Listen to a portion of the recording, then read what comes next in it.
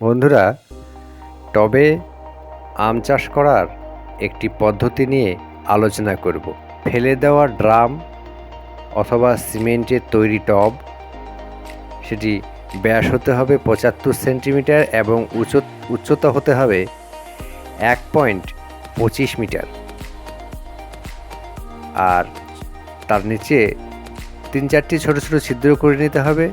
আর ছোট ইটের টুকরো বা কোনো কিছু দিয়ে জায়গাটা ঢেকে দিতে হবে, যাতে এই ড্রামে বা টবে জল না জমে। টবে মাটির ভাগ কীরকম দিব?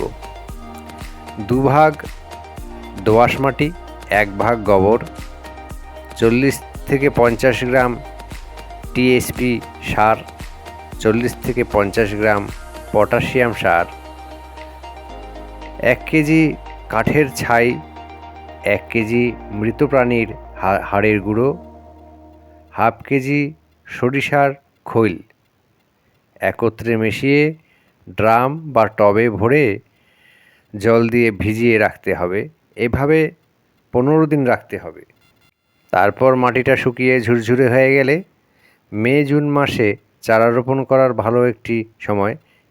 সেই সময় কলম করা চারা, অবশ্যই ভালো একটি কলম করা চারা রোপণ করতে হবে। গাছটিকে সোজা করে লাগাবেন।